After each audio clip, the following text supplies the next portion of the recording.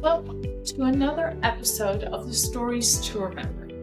I'm your host, Gitte, and today we have a remarkable guest who's bound to inspire all of us. I had the privilege of meeting Cathy Jaquot just a few months ago, thanks to an introduction from a mutual colleague. Right from our first conversation, there was an immediate connection. Cathy's unwavering dedication to supporting and empowering women during one of the most transformative and challenging phases of their life, the journey of becoming a parent, a working parent, left a profound impact on me. Her insights have opened my eyes to the vast, ever-evolving landscape of women's inclusion in the professional world. A landscape that's still filled with opportunities for growth, learning, and positive change. But Cathy Jaquot is not just a parental leave coach.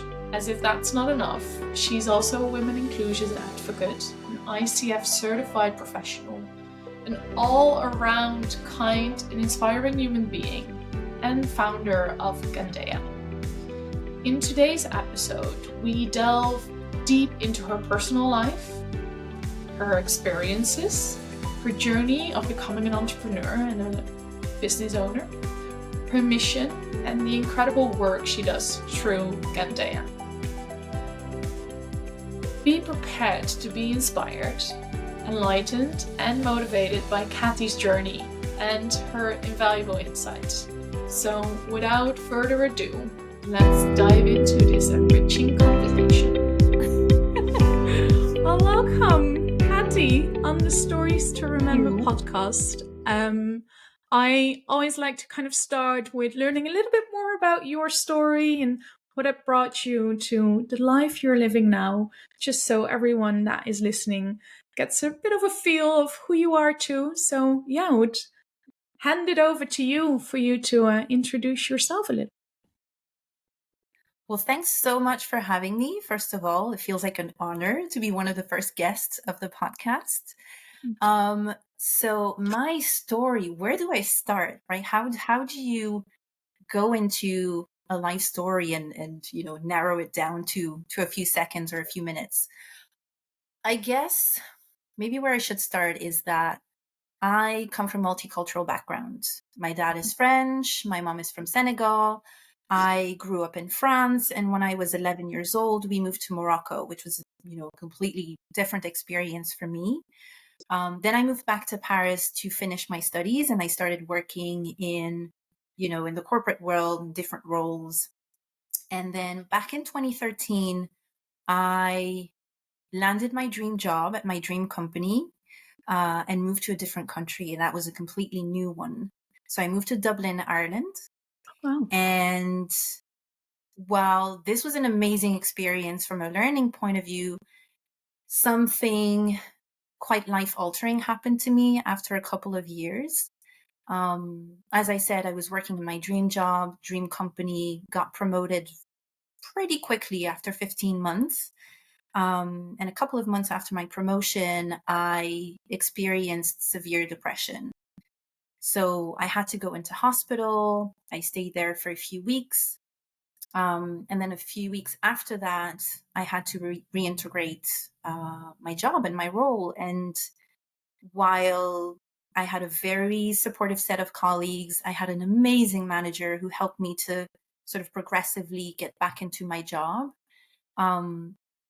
It still felt really isolating. I felt misunderstood. I was putting a lot of pressure on myself to recover as quickly as possible from a physical point of view, from a mental point of view, to get back to a place where I would perform as well as possible, considering that those are, I worked in tech. So the role was very demanding. It was fast paced. And so after a couple of years of, again, sticking to the role and sticking to the company, I decided that I had enough. And so I moved back to France and I started working on establishing a coaching business, which is something I've done for the past couple of years. And I launched Gaindea It's a coaching practice that is focused on helping women reintegrate work after having a Mhm. baby. So that's where we are. That's where we are. What a journey. Tell me a little bit more about you. You mentioned obviously you had the intense period of the depression there. Um, it is, you see it happening quite often, especially these days in the corporate world where this happens and the pressure is there to kind of go back as soon as possible, even if the company might not push you to that. Then it's the individual tending to do that. What's kind of your biggest lesson from that journey itself and yeah, that time period in your life? So I think in terms of learning, I would say there's probably two things that come to mind that are, there were lots of, learnings during that time, but the two most important ones for me that continue to guide me to this day is number one, it's the importance of having a support system. I've always been a super independent, do it by myself kind of person. And I realized that without having a group of people to rely on, it's so easy to just break down. Um, that's the first piece of learning. The second one, and it's sort of related, it's that it's so important to figure out what you really want, right? Not to quote the Spice Girls, but it's pretty much it. It's like, what do I really want for myself? What kind of life do I want to build? What are my values? What are my beliefs outside of any, misplaced influence from society, from, my education, my family, my friends, my colleagues? What is it that really matters to me? And what kind of life do I want to build? Because in my experience, if you stray too far from that, and if you live a life that is not your own, if you're too influenced by external points of view, it's not sustainable. There is going to Mhm. come a time where things are too difficult. And that's where, again, having that support system is really, really important so that you can keep sight of who you are and what really matters to you, but also get support in case things start to go south. So yeah, I would say those are the two things I learned. What was it that you really wanted? Yeah, So what was it exactly. that you really wanted? Was it the coaching business Oh, or what what was it? type of life that you wanted to live? For me, it was about dedicating myself to helping other people live the life that they truly want. Um, as part of my role in that tech company, we learned the basics of coaching. I was a manager, and the management culture was very much ingrained in coaching principles, which I'm super grateful for because it gave me sort of a starting point into that realm.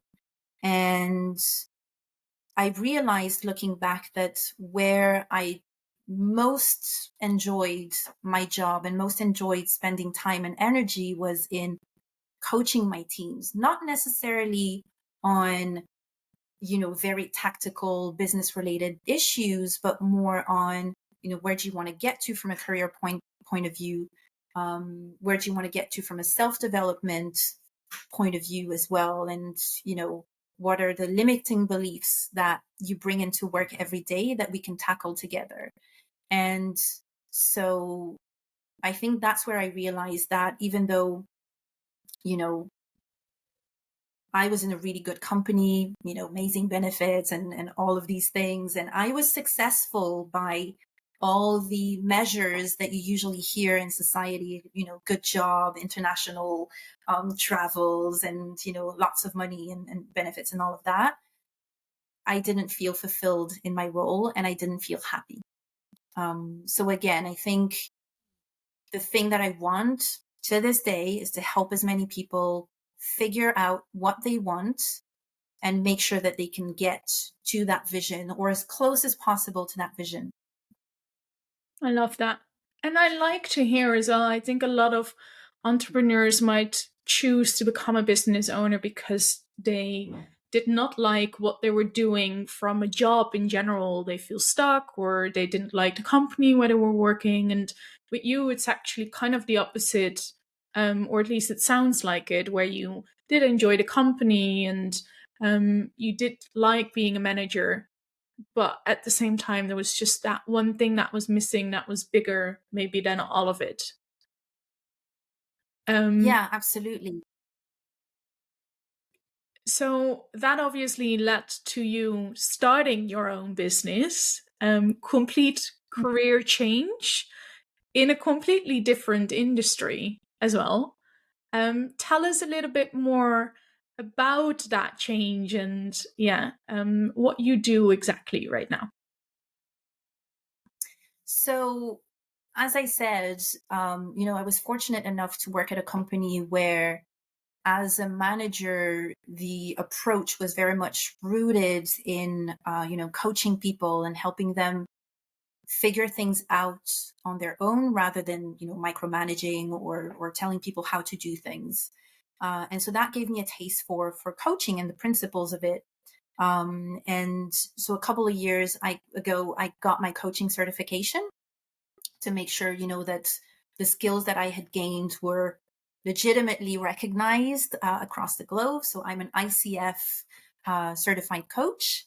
Mhm. And initially, I started to reflect on, okay, what is the target audience I want to work with? Who are the people I really want to help with my skill set, my background, and my experience? And very naturally, I thought about, helping women in tech who are going through or had been through or are close to going through an experience of burning out. And in order to build, a response or an offer that would make sense and that would be as relevant as possible to my future clients, I decided to run a number of interviews with women from my network who worked in the tech industry to try and pinpoint, okay, what are the contributing factors? What is their experience with burnout? And I interviewed a number of women from, different companies, different levels of role, different countries, mostly in Europe, but different countries. Um, and in doing that, there was a topic that kept coming back over and over and over again. And the topic is that for all of the mothers in that group, they all experienced something close to burnout when they came back to work from maternity leave. And that was my aha moment because, in my previous roles, whether as a manager, as a provider to HR teams, but also as an employee, it's a topic that I never heard anyone talk about, from a systemic point of view, right? Mhm. It's something that I never heard anyone talk about from the point of view of, oh, this seems to be an issue. This seems to be a recurring problem that our employees face. So, how can we support them? Or even again, from the employee point of view, it never seemed to be something that made a lot of noise, in terms of parents sharing their struggles and their stories. And I realized that a lot of people just get on with it. They struggle, but they get on with it and they don't necessarily talk about it because it's so widely accepted that you do struggle when you come back to work from parental leave, that that's just the way it is.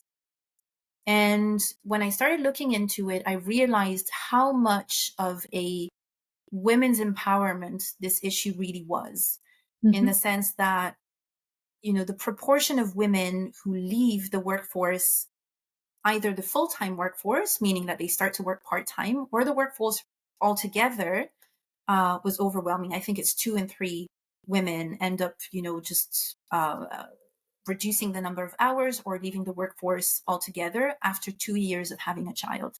Oh.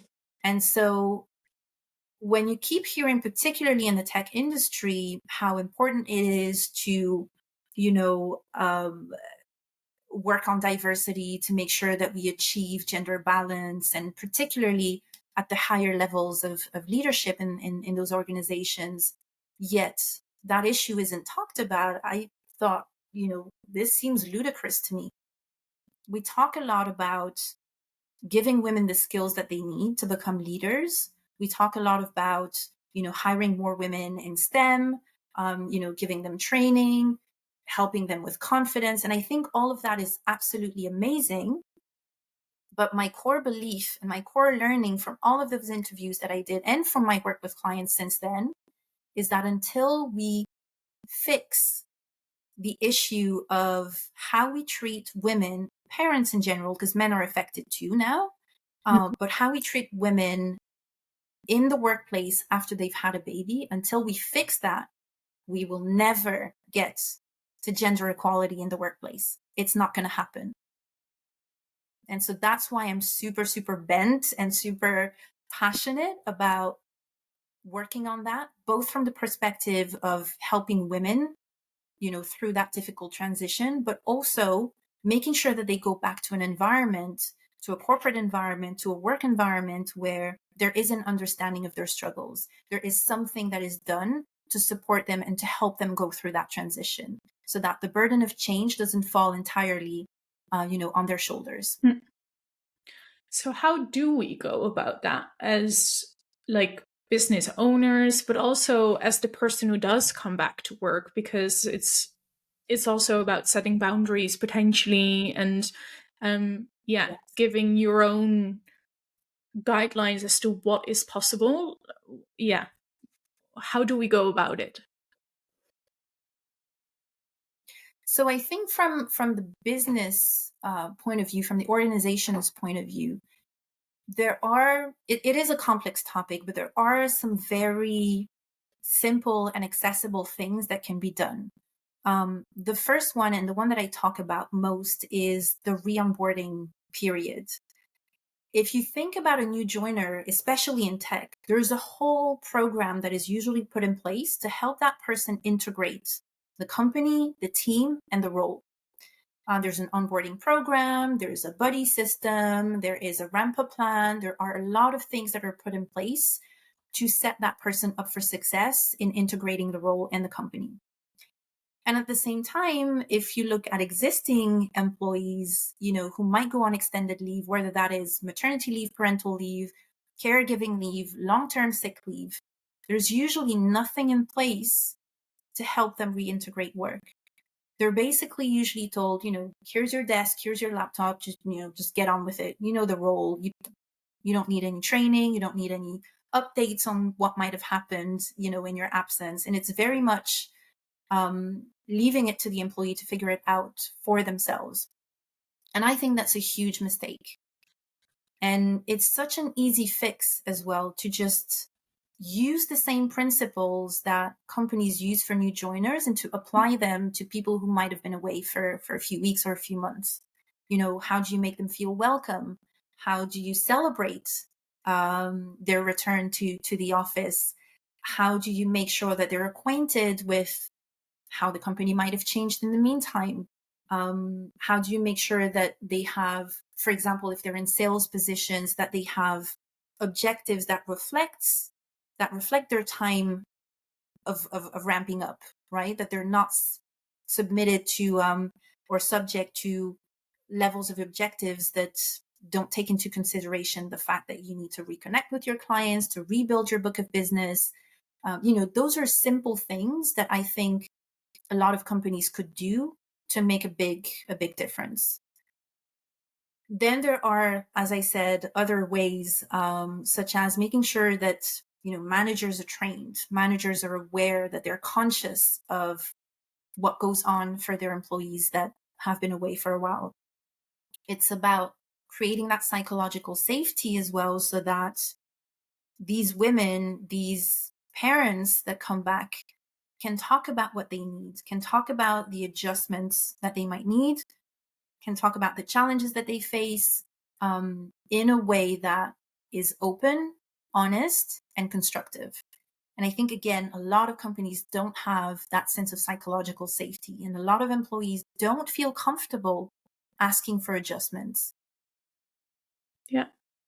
Do you think a big part of this is also we hear more and more about female health in general and what kind of issues might arise because of female health, and pregnancy and hormones is obviously a big topic there where I don't think we're very much educated from a society norm. That this plays a part in it as well, where we just need to educate more what the potential challenges are whenever someone has become a mother, because there's this 9-month period where they still kind of go through that new phase of becoming a mom fully with their body and getting rid of the hormones from pregnancy. So is that another element that we should kind of hone in more on as a society? Absolutely, big time. And this is one of the things I'm super excited about, is to see, how many projects and endeavors are taking shape in the female health space. I think it's so needed. We've been, second class citizens from that point of view for so long. So it's really refreshing to see that, a lot more people are trying new things in that field, and that a lot of companies as well are opening up the dialogue in that area. And I think you're absolutely right in saying that as a society, I'm not sure that we take full stock of what level of transformation it means to become a mom. It's such a taboo topic. I mean, even outside of the workplace, it's not something that we talk about so openly. Um, and you mentioned hormones. Yes, absolutely. The probably the more obvious transformation is the physical one, even though I'm saying the more obvious one, but there are so many implications that it's difficult to be aware of if you haven't been through that experience yourself. And it's not just the 9 months. It's also what happens after, the lack of sleep, the stress, the inability to, eat properly because you don't have time. It's all of those things that are compounded. And beyond the physical transformation, there's all of the mental transformation as well. And probably the most important one, or the most significant one, is the change in identity. Mm. It is a huge transformation. And I think it's really hard to fully grasp the extent of that transformation if people don't talk about it and if you haven't been through it yourself. Some people actually compare that transition from being a childless woman to being a mother to what happens during adolescence, Mm. right? It's the hormones, the change in identity, everything around you shifts, and it's that massive. And so we expect women in particular to go through pregnancy, or just simply welcome a child, because it's not just about pregnancy. It's the same thing happens with people who adopt or go through surrogacy. It's this massive change in your life, in your identity, in your priorities, in your lifestyle. And this massive change happens, and you're expected to just, resume work and just get on with it with very little to no support. And I think that's ludicrous. Yeah, especially when you sum it all up like that. It's like, why is this a topic that's not really talked about yet? Yeah. Yeah. So, what I personally find really interesting about your story as an entrepreneur in that regards as well is that you see a lot of service based online business owners to kind of focus more on something that they've experienced themselves or have full experience in, such as a job they've taken on within marketing that they want to help other entrepreneurs with. With you, however, that's not really the case because you're not a mom yourself. So how is Yeah. it to step into that, and does it have any advantages or maybe even disadvantages that you've experienced going through it? Yeah, so to be honest with you, there was a lot of self-doubt involved with this aspect. Imposter syndrome, all of that. Um, but I took a lot of time to reflect on it. It is a topic that I'm really passionate about because, empowering moms for me is a matter of empowering women. And if we get moms to be considered in the way that they should be in society and at work, it is going to benefit all of us as women. That's the first thing in terms of, like, my beliefs and why I do this. Then from the perspective of how I can help my clients, I realize that there are so many injunctions, so many voices that particularly new moms hear in terms of, you should do things this way or you should do things that way. I can think of a client of mine who, she was struggling because I think it was her mother-in-law who, kept telling her, like, how can you go back to work this soon? Your child is under 2 years old. He needs you. You need to stay at home. Like, it's completely irresponsible for you to just, be selfish and focus on your career. And at the same time, the friends of that client, they kept telling her, you need to go back to work. The feminists in the past have fought for you to be able to have a career. So it would be completely irresponsible for you to stay at home and look after your child. And she was torn. And to her, it was, I'm damned if I do and damned if I don't. And so I realized that, first of all, as a coach, it is not my job to tell people what to do and how to do it. My job is to help them figure out what their innermost, desires and values and vision and projects are, and help them to get there. And secondly, I don't want to add to that pile of, you should do this and you should do that. And I think I'm best positioned, because I haven't been through it myself. I am best positioned to be able to keep away from any kind of judgment and any kind of, this is how you should do things. Because I have done it and it has worked for me, therefore, this is the one true way. Because that doesn't exist, particularly as a parent. Every child is different. Every parent is different. Circumstances are different. What works with a child doesn't work with the next one, right? And so there isn't a guidebook in terms of, this is how you need to do things. The only right answer is the right answer for you and your child. And so no one, including myself, is in a good position to tell you what's right for you and what's right for your child. And so, in my point of view, I think this is also what can add value to my clients. I know that some people might not be comfortable working with someone like me because they think, they might want more guidance and maybe more advice on what to do, and that's perfectly fine. But yeah, I think it's my unique position as a coach to be able to provide that safe space and that reflection space to women who are already subject to so many different, messages and unsolicited advice and pressure from the outside. Yeah, just to add to the list of all the things that they're already experiencing, we can add into it indeed the outside judgment. It's typical that that continues to happen, especially on women, no matter where they are on their journey, if they're a mom or not a mom. The continuous judgment as such is always there, and it's unfortunate.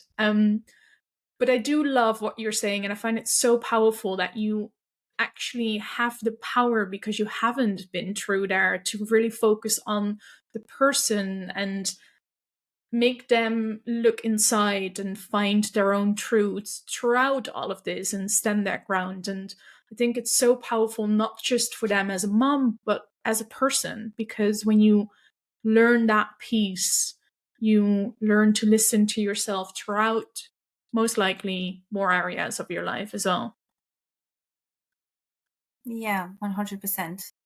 And that's where I draw the parallel as well. Again, I haven't been through the experience of becoming a mother and going through those changes, but for me, there are a few parallels with my experience of going through depression and burnout, and sort of my sense of identity being completely shattered, my vision of life and my priorities and my values and everything coming to a crash and having to rebuild following that. And that experience has allowed me to build a life that is very, very, very close to, who I truly am and what I really want and how I want my life to look. And so, even though my experience doesn't necessarily relate to the experience of becoming a mom, I have been through something life altering that has led me to build a life that I really want. And so that's, I think, how I can support my clients and help them to build the life that they want as working moms. Yeah.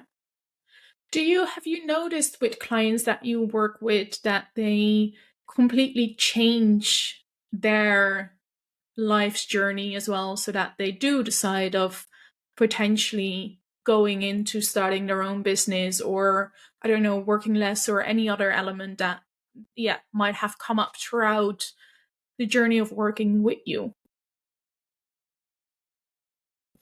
So I haven't necessarily experienced huge life changes. I think um, the change of becoming a mom is already pretty massive. And so usually what my clients are looking at is it's more about making adjustments that they're comfortable with, Mm. right? I can think of, one of my clients who struggled to push back on a business trip with her manager because she didn't feel comfortable um, disclosing the fact that she was still breastfeeding, even though her baby was, I think, 18 months old. And I was like, this is ridiculous that, anyone could have something to say about that. Unless it's a doctor, unless it's a medical point of view that it is harmful for you or for your baby to continue breastfeeding, who is anyone to tell you, that this is not a good thing or that, you shouldn't be doing it? Um, and so those are, little in appearance adjustments that people would be looking for. But in turn, as little as they may seem, they have such a big impact because, for example, with that client, what she told me once we finished our collaboration in our program was that she felt so much more comfortable listening to herself, listening to trusting herself and trusting her own point of view and her own path for how she wanted to raise her kid, but also what she wants in her life. So it's usually working on adjustments with regards to how you want to work, how you want to raise your family, the kind of communication you need to have with your manager to make sure that life that you're thinking about uh, is feasible, it's achievable. But in turn, it gives my clients more confidence to make maybe more important choices in the future. And so maybe further down the line, they might make, bigger changes and bigger adjustments.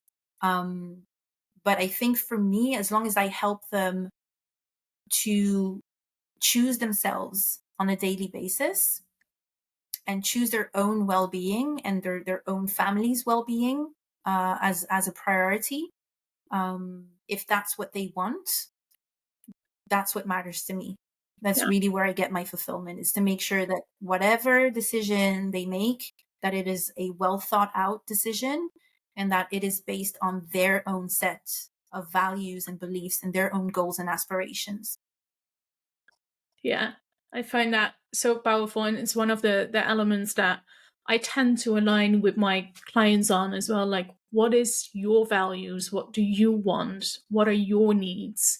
And then work from there. And it's a topic I think not many people, especially in the beginning when you kind of start on that personal development journey, as you will, have knowledge about. We kind of go through life without really knowing those things.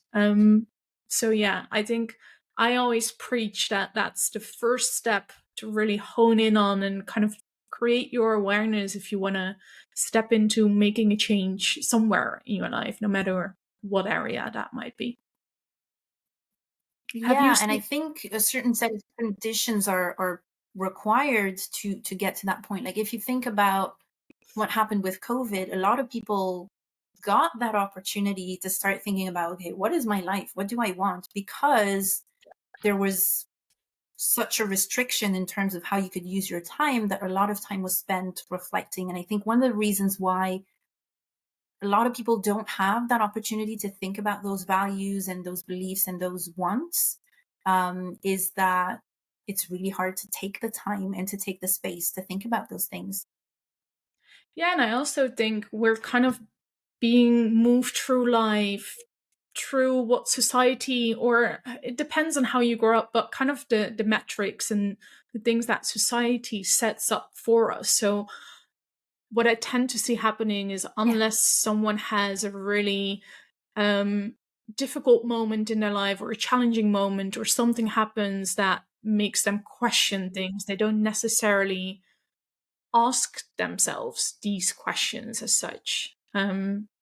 So yeah, I it's something that we should preach a little bit more, to get people to ask themselves these questions, because I've seen profound changes come from them as well. 100%. Totally agree with this. So do you, just out of curiosity for myself, have you noticed, maybe through speaking or through the market research that you've done, seen a difference into countries where there might be um, more spoken about this topic than in others as such? Or is there kind of a red line that this happens across the world or the globe, as it were? Well, I think a lot of it is driven by, what legislation is in place in the country that we're talking about. So, for example, if you look at the US, the issue would be completely different than what it is for most European countries, in that parental leave is not a given, right? So, with the US, I feel like the core issue there is to try to get that time to actually, be with your kid and to bond and to recover and to have that time away from work. Whereas in Europe, and there are varying degrees to which maternity leave and paternity leave and parental leave in general is granted. Um, what I find interesting is the differences in culture around it. I mean, beyond, the level of time that you're able to go away. One thing, for example, that I was really surprised by is one of my clients is based in Germany, and she was telling me about how, for example, in France, it's absolutely normal. It's absolutely expected for you to resume work after parental leave, right? Even if your baby is 6 months old or a year old, it's absolutely fine. And she was telling me that in Germany, it's not so well perceived because, if you go back to work too soon, which I guess they would consider too soon, it's not usually well perceived. And so some of the women that might go back to work after 6 months or a year might face some stigma and some judgment from colleagues or from friends or family. And so I think that's the interesting thing as well, is that even though, we think that we're an evolved society and feminism is quite um a widely talked about subject in a lot of our countries in the Western world, the perceptions are still very much different from one country to another, and from a group to another. It could be different also in the city versus outside in different areas of France, for example. And so I think there's still a lot of work to do, and to me, it's work that needs to be done in feminism in general, which is, Mm. again, it's moving away from injunctions, right? For me, the core principle of feminism, or the one that I pursue, is let every woman decide for herself. She wants to stay home and take care of the kids, good for her. She wants to focus on her career and, would go crazy if she stayed at home with kids under 2, good for her. She wants to do both, good for her. Honestly, my opinion doesn't matter. What I want, however, is for everyone to be able to choose, and for everyone to be able to make those decisions without fear of retribution, or fear of stigma, or being judged, or being, commented on, and that's still very much different according to the people you talk to, according to age, according to geography, according to the Yeah. companies, or the industries that they work in. So yeah, I think there's still a lot of work to do on that front. Yeah, and I think if we talk about from a business perspective in a setup there, it's quite interesting, or it kind of shows from an entrepreneurial side, you have to do a lot of research in that regards as well, market research, to make sure that you kind of know your things and you know how different it is in each market, to be able to also reach out to those companies and support to some elements, or to the individual itself. So it kind of goes to show how important the market research is, again, to have you help them in the right way too. Absolutely. I think cultural awareness in any sort of business endeavor it's critical. I mean, we live in a globalized world nowadays. Yeah. It's very rare that you work in a silo. And even, if I think of my clients based in France, they're from different countries, and so even if they live and work here, they also come with their own cultural baggage, I would say. So again, I think in any entrepreneurial, any business endeavor, cultural awareness absolutely key if you want to make sure that you provide your clients with the best service or the best product possible. Yeah. So you've taken on quite a big task. You're the first one that I kind of hear or have heard about that focuses on this topic as such. And you have the corporate element of helping the organizations to establish how to help people that return back from work from a maternity leave. But you also have the individual element. What's kind of your goal plan here? How are you gonna go about this, shouting from the rooftops, and how can other people help you on this journey as well? Because I know there are going to be a lot of moms listening to this and thinking, okay, I'm one of those. What can I do? How can I help? Absolutely. And, there are quite a few people and organizations who are starting to think about this topic, and starting to tackle it, which is really amazing. I think the more brains are thinking about this, and the more energy we put towards this, the more chances we have of, making the workplace a more welcoming place for parents in general.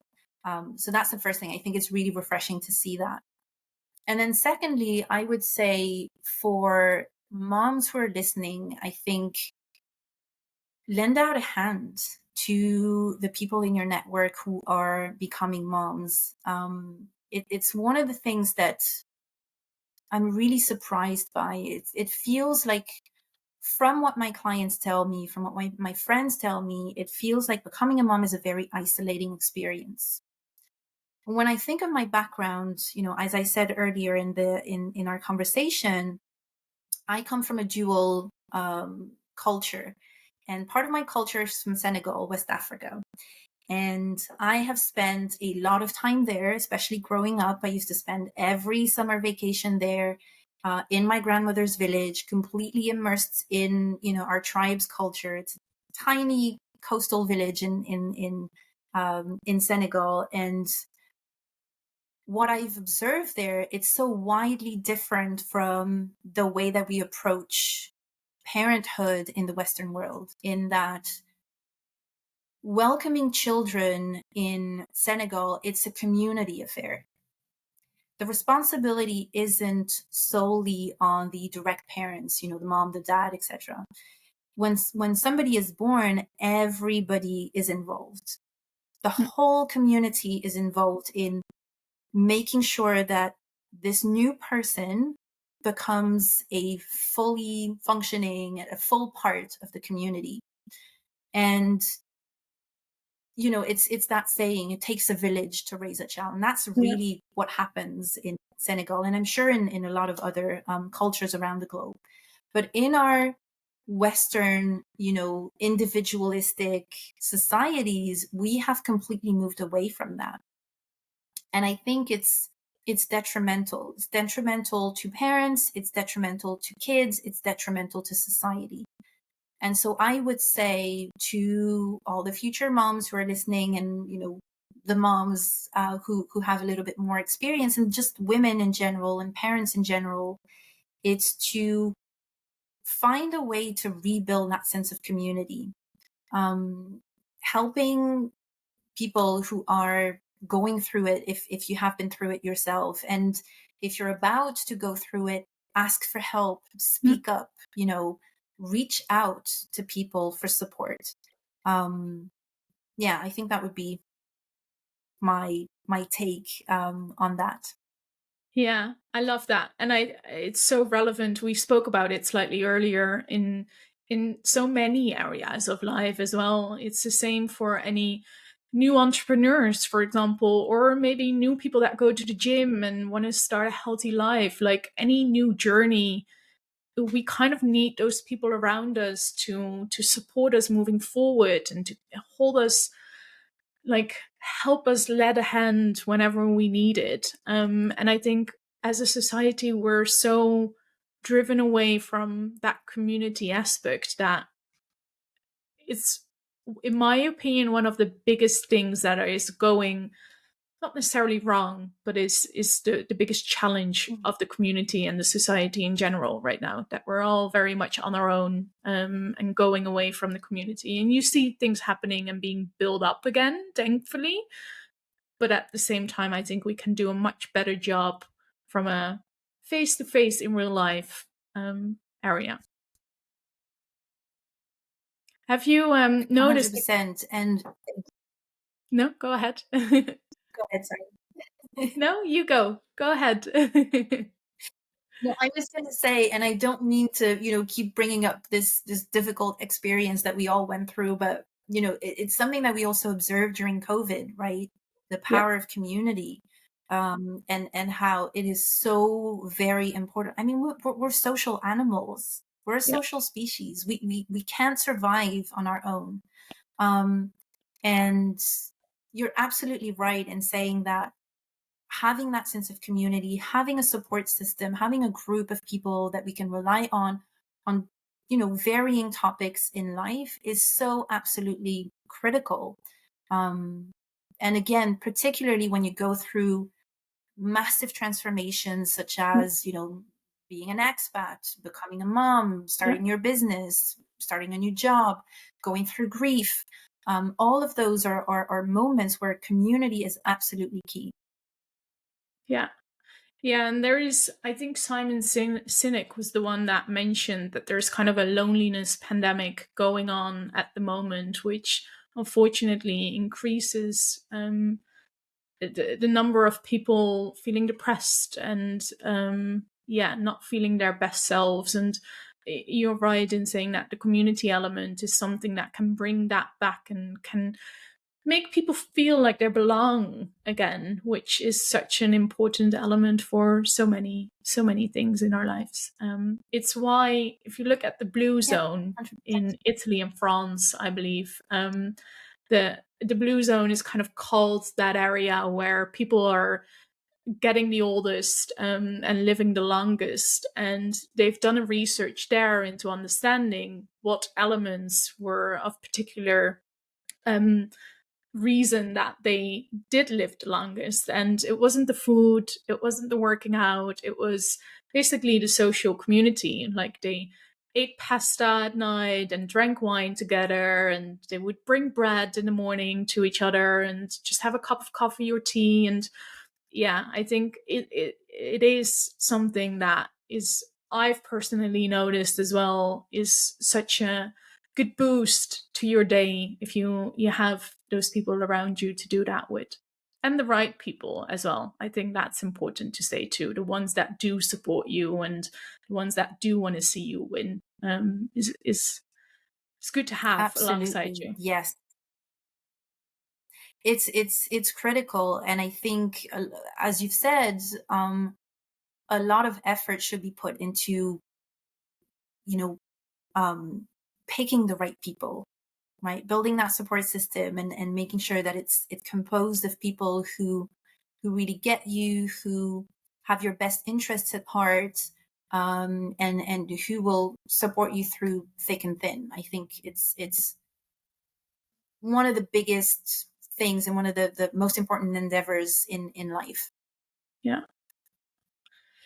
So on your journey, then, how, from a business perspective, as it were, how have you been able to um, set up your business, kind of grow through the challenges that you most likely have experienced, like a lot of entrepreneurs out there?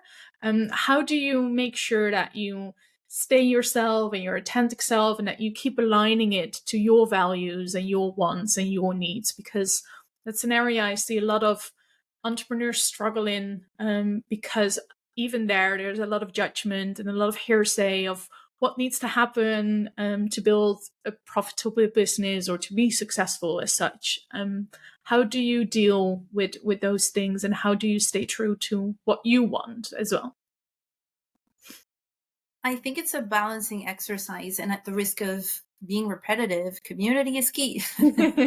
So, making sure that you have a handful of people, it doesn't need to be, a huge community or a huge network, but a handful of people who you know that they know you, that they are non-judgmental, that they can make space for you to be yourself, and to be able to rely on them to remind you every once in a while to think about yourself, because it can be so easy to get caught in the hamster wheel and to just go with the flow and go through the motions, and forget sometimes what it is that you truly want, and to focus maybe too much on external voices, instead of focusing on your own. And so I think it's a balance between that, having that community to help you, but also taking alone time, right? Breaking away from the noise and doing things that nourish you, right? Self-led activities could be yoga, it could be meditation. For me, it's riding my motorcycle. But having also that time for yourself, where you are staying away from external voices and external influences. So again, it's really a balancing act between the two. What's been your biggest challenge then, when it comes to business in general? Have you experienced anything that has been really challenging for you to overcome? Yes. I think for me, the biggest challenge is, and we were talking about this earlier, it's the fear of being seen. Um, and I know it might sound completely, strange coming from a coach who is advocating for, living your true purpose, and going after your needs and your wants. Um, but I'm an introvert. It's not always easy for me to make myself visible. There's always that imposter syndrome that's, you know, telling me stories in the background. And so, yeah, I think that fear of being seen and that fear of being visible is something that has held me back in the past. And so I have been able to rely on my community, to rely on, close friends, mentors, coaches to help me overcome that and actually, put myself out there. Yeah, it's a fear many of us face. It's quite interesting. I always find when you have such a drive of wanting to do something, and you just everything inside of you is kind of screaming like, do it, do it, do it. But then the actual taking the step is so scary to do because of the fear of being seen there. And it kind of goes to show again that community, you have a village of helping you to overcome that, right? So yeah, it's a note out there for anyone feeling the same. Make sure to reach out to people that can help you overcome this, or at least make a step into that direction again, so that you don't stay stuck into where you are and potentially not taking the step at all. Yeah, and I think just the awareness of knowing that other people do go through it is a huge relief, and it's a huge help. Yeah. And I think it's particularly true for people who have, you know, worked in corporate jobs before, because you had that sort of the face of the company you were working for to sort of shield you from uh, being seen as an individual, right? Being seen as this is me, this is my business, because you're acting and talking on behalf of the company that employs you. Whereas when you're a solopreneur like ourselves, it's this is you, it's just you, right? Yeah. And I think authenticity is so important to us. It's so important also to make sure that you get the clients that you truly want and the clients that you can truly help. That it can be daunting sometimes to share a piece of yourself like that on social media, be it a video or a podcast or a post, whatever it is. Um, but it's really, really important to get out of your comfort zone when it comes to this. So, what would be one tip to help someone who has that fear right now and thinks, okay, I want to do this, but I'm very scared of doing it? What could you give them to help them maybe get one step closer to doing the thing that they've been Mhm. wanting to do? I think you've just said it. Like, the key word is one step closer. Instead of looking at the whole mountain, it's looking at what is the first step I can take that feels comfortable enough or not too uncomfortable. So whether it's a post or, a video that you're doing, maybe do it on a topic that you feel comfortable sharing, or maybe share it with a small group of people that feels safe before you share it with a wider audience. Um, but I would say once, and this is a very basic coaching principle, but once you get comfortable doing a small thing, taking a small step, the following step will be much easier, because you've gained that experience. You've overcome this challenge in a palatable way, in a manageable way, and so taking the next step will always feel easier. Yeah, I love that. It's a good note to finish on, I believe. So before we're closing off, how can our listeners reach out to you, learn more about you and Gaindea, and explore how they could potentially work with you, and what kind of services you offer? Absolutely. So first of all, they can check out my website, gaindea.com. That's Jaindea.com. Or find me on LinkedIn, either my personal profile or Gaindea's profile on the platform. Those would be good starting points. Awesome. Well, I'll make sure to link them below as well, so that they have the Thank links you. ready there and to click into. But yeah, thank you so much for being on today and for sharing your insights and your experience and your knowledge and your mission with all of us. So thank you. And thank you so much for giving me the platform and for having me today. Wrap up another episode on the Stories to Remember podcast. I want to thank you for being a part of our community. It's your support and engagement that keeps me going. I would also like to request a small favor. If you found value in this episode and enjoyed our podcast so far, I kindly ask you to subscribe. Your subscription not only means the world to me, but also helps me to expand the reach, connect with more incredible guests, and continue sharing inspiring stories. Furthermore, your engagement and feedback are invaluable to us, so please do share your thoughts on the podcast. For now, once again, thank you so much for tuning in. Stay inspired, stay motivated, and I can't wait to have you with us next time.